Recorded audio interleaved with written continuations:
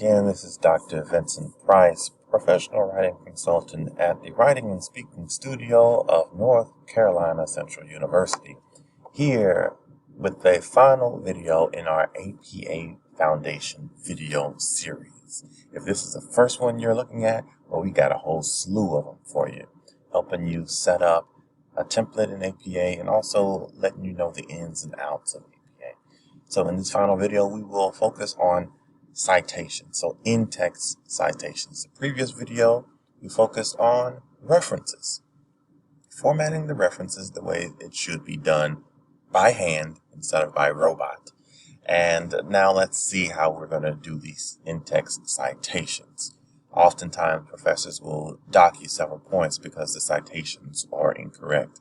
So I have, for your eyes, highlighted areas where we're citing information from our resources. So let me show you the resources that we're dealing with here. References. You first want to make sure that the references are on its own page. Okay, their own page. So we have Gassman and Fegan. I've corrected these since the last video. Harper, Palmer, Thurgood Marshall College Fund, that's an organization, and then the United Negro College Fund organization. All right, so the thing about the in-text citations, when you are giving credit where credit is due in your paragraph, in your writing, you want to make sure that whatever you say, whatever you put in parentheses or whatever you refer to, is actually paying attention to the first thing in the list of references. So, for instance, if I want to make a reference to this particular source in my document, in my paragraph, I'll need to pay attention to the authors. So, Gassman and Fegan. If I want to make use of this source, I'll pay attention to Thurgood Marshall College Fund. That's what I'll be using in my paragraph. Because ultimately, it's about helping your readers, any of your readers who want to get more information from that source, help them find the rest of the information. So they find it here. They see that you reference it here, United Negro College Fund, and they should use that, be able to use that to go to the source and see the rest of the information. Okay, so it's a communication. So, but let's see whether this is correct. And if not, we're going to fix it. So, it says, first highlighted item, an article called HBCUs as a Strategic Context for Black Student Success by Harper, 2017, highlights that, and then there's a quote. Okay, so, first thing, you don't mention the title. No need to mention the title, whether it's the title of the article or the title of the journal, title of the book. You don't need to mention that. So we're going to remove all of that. And we can simply say Harper. Harper 2017. So you mentioned the author's name, and you also mentioned in parentheses the year for that particular source. Highlights that, and then there's a quote. Now, anytime you mention a quote, exact words from someone, you need to provide page number. So in APA, open parentheses, P, period, and then the number. Let's say this quote is on page 37. Period at the end. Now, because the citation at the end is part of the sentence, we don't need that period right there at the end of that quote. Also notice that the citation, this part, is not part of the quote, and so it is not within the quotation marks. The quotation marks ends when the quote ends, and then we have the citation that comes at the end. Okay, so this one is correct. Let's upgrade that to a green. Oof, there we go. Let's move on. Then we have the Harvard Educational Review 2015 argues that, and then there's a quote. Okay, so already I can see that this quote doesn't have a page number, so I'm going to get rid of that period so I can then add a page number here. I would take time to look that page number up, figure out where that quote is coming from, and then find the exact page. But since I don't have it right now for the purpose of this video, just making things clear, I'm going to put, well, actually, Now, I don't want you to be misconstrued, confused about it. I'm going to make a little note. I'll highlight that area, add comment, find page number. Boom. Okay. Now, that's the first issue. The second issue is this, the Harvard Education Review.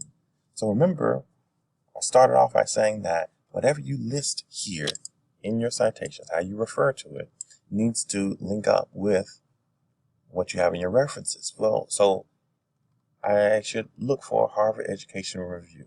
Harvard, that should be around here. You see Gassman, Harper, Palmer, Thurgood, and United. That's not right. So this Harvard Education Review comes from something else. It's another source. So let me see. Harvard, there we are. Oh, okay. So this is actually Gassman and Fegan that I need to cite. So that's what I need.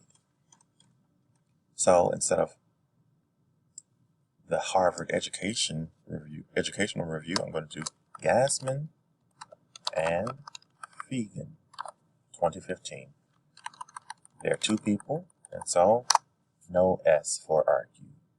So argue that HBCUs serve as so on and so forth. Now let's imagine, very briefly, that this source had 3 or more authors. You're not going to list every single author. If it's 3 or more, you're going to go with the first one, Gassman, and then et al., period. So et al. Means and the rest of them. So Gassman and everybody else. But we'll go back to the 2 that it is. All right, so that citation is now correct. I'm going to upgrade that to a green. Okay, well, actually, it's not correct because we still need that page number. So Control Z for undo. We'll have to come back to it later, in theory. Then the next one, according to the HBCUs Make America Strong, the positive economic impact of historically black colleges and universities, written by the United Negro College Fund 2021. That's a long title. And guess what? We don't need titles. So, is the United Negro College Fund the ones who actually created it? Yeah, okay. So I can simply say, and I will simply say, boom, boom, boom. According to the United Negro College Fund. That's correct. Notice, this is not a quote. It's more of a paraphrase. So you're still giving credit where credit is due, but you're not required to do a quotate. You're not required to use quotation marks, and you're not required to provide page numbers. When you paraphrase or when you are summarizing, you're not required to use quotation marks unless you use people's exact words. When you use exact words, put in quotation marks to show that these are not your words, these are someone else's. Moving on. So these last 2. So we have HBCUs are instrumental in producing research with a focus on social justice and community upliftment. Palmer, 2019, page 84. Okay, so it's a quote. You have the page number. Fantastic. But the problem is this. You don't want somebody else's words to be set apart as their own sentence. Okay? You always want to introduce the quote with your own words, and then finish it out with someone else's words. Okay? Because when it's all said and done, it's your paper, it's your words, and you're stitching it together, bringing other people's voices in. So, we can say, Palmer stated that. It's a little trick, a little change, but it's something. Showing that you do have some say in the matter. Because you mentioned Palmer 2019 at the beginning, no need to mention it at the end of that same sentence. So we're going to get rid of the 2019 and the Palmer at the beginning, or at the end, and then just leave the page number because it's a quote. All right. So Palmer 2019 stated that HBCUs are instrumental in producing research, so on and so forth. Page 84. Oh, that's beautiful.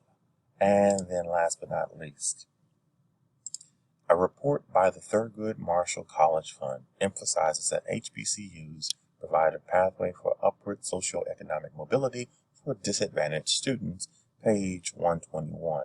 Okay, so do I have to say a report by Thurgood Marshall College Fund? No. Can I keep that? Yes, just don't mention the title. That's too much. I could just say Thurgood Marshall College Fund emphasizes that. So that's fine. But towards the end, we have some issues here. It shows here that the quotation mark is outside of the citation, but the citation is not part of the quote. So we're going to get rid of that quotation mark there. Get rid of that period there. Close the quotation. Put it at the end of the actual quote. The quote ends with students. And then keep the page 121 at the end. Okay, and that is a green light. So now we have a nicely cited paper. The only thing we'll need to do, in theory, is go back and find the page number for that particular quote, and it will be sturdy. The references are alphabetized. Everything's formatted according to APA structure. This is fantastic, and we are good to go. Thank you for watching this video series on establishing the foundations to APA format. I hope that you enjoyed, and I hope that you were able to benefit from this knowledge and from these skills. Feel free to subscribe to our channel. Follow us on Instagram at NCCU Writing Studio. Take care.